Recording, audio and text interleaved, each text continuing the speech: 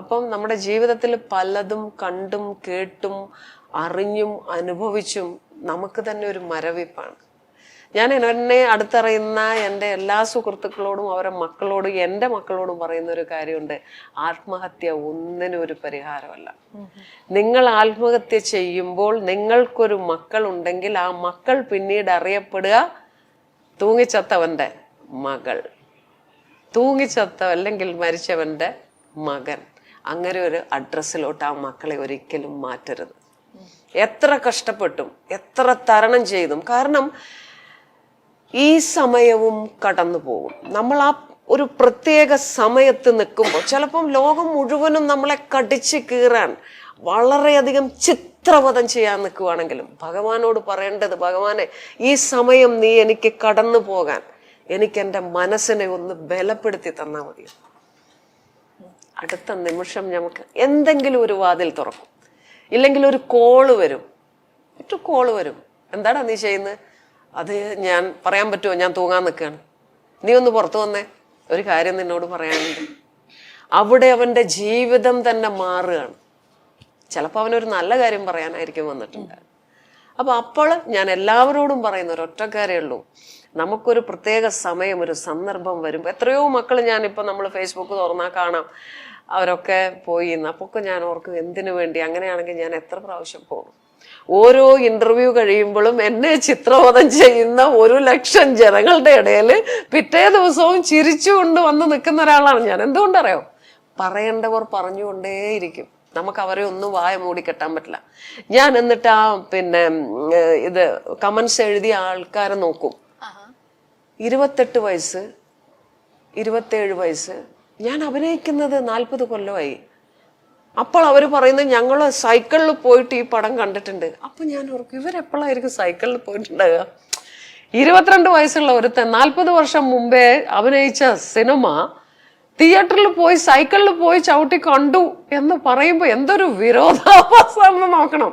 ഇത് കാണുമ്പോ ഇപ്പൊ എനിക്ക് കോമഡിയാ, ഇതൊക്കെ വായിച്ചിട്ടേ അപ്പൊ അങ്ങനെ നമ്മള് എത്ര ട്രാജഡികളെയും ചിരിച്ചുകൊണ്ട് മുന്നേറിയാലുണ്ടല്ലോ ജീവിതത്തിനൊരു ഭാവമേ ഉള്ളൂ, ചിരി. ഓക്കെ ചേച്ചി, ഇപ്പൊ ഇത് പറഞ്ഞപ്പോ ഞാൻ ഓർക്കായിരുന്നു, ചേച്ചി ഡിസ്കഷൻസിനും ഒക്കെ വന്നിരുന്ന് കറക്റ്റ് ആയിട്ട് ചേച്ചിക്ക് പറയാനുള്ളത്, ചേച്ചി എപ്പോഴും പേടിക്കാതെ സംസാരിക്കുന്ന ഒരാളാണല്ലോ.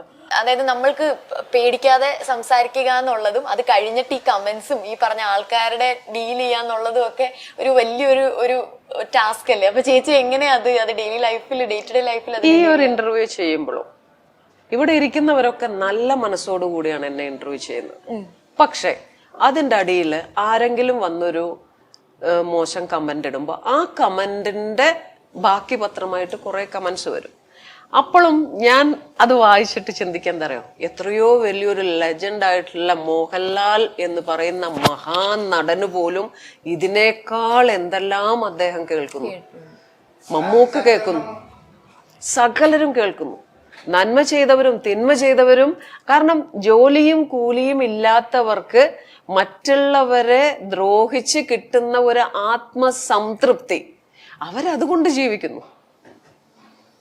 ജീവിച്ചോട്ടെ, പക്ഷെ എന്ന് വിചാരിച്ച് എനിക്ക് പറയാനുള്ളത് പറയാതിരിക്കാനോ? വിവാദങ്ങളുടെ ഭാഗമാണല്ലോ ചേച്ചി. അതെ, എന്നെ സംബന്ധിച്ച് ഞാൻ ഒരാളെയും ഭയപ്പെട്ടിട്ടില്ല. കാരണം ഞാൻ ഭയന്ന് ജീവിച്ചാലും ഞാൻ മരിക്കും, ഭയക്കാതെ ജീവിച്ചാലും ഞാൻ മരിക്കും.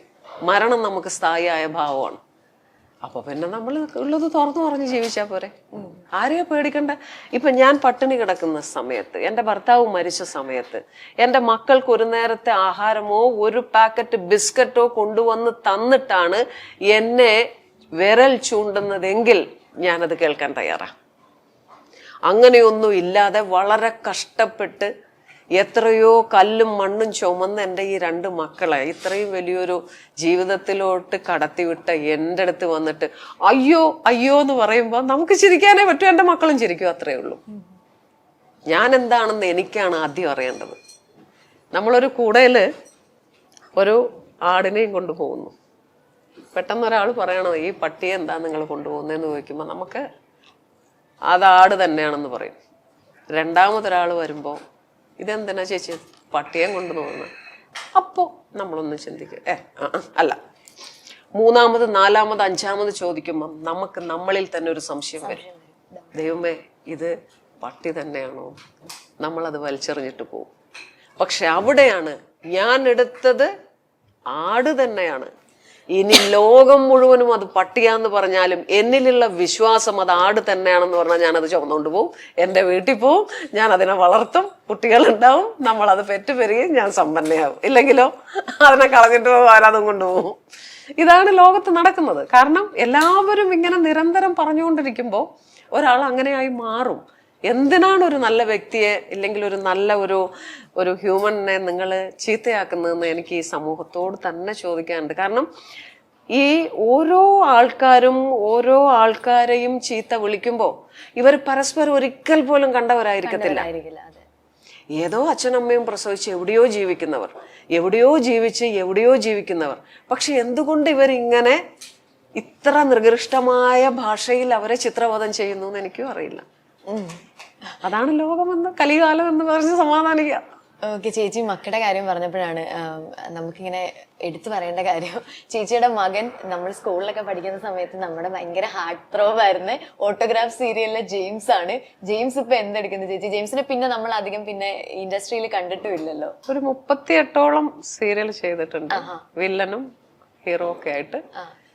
പിന്നീട് ഞാനൊരു അതായത് എൻ്റെ കുലദൈവത്തെ ഞാൻ കുമ്പിട്ടാൽ, എൻ്റെ വസ്ത്രധാരണം മാറിയാൽ അതിന് പഴി ചേരപ്പെട്ടത് എൻ്റെ പിന്നെ സിനിമ പോയി, എൻ്റെ മകൻ്റെ സീരിയൽ പോയി, സിനിമ പോയി, നമ്മളെ ഒന്ന് ഒതുക്കി. അതെന്തായിരുന്നു ചേച്ചി?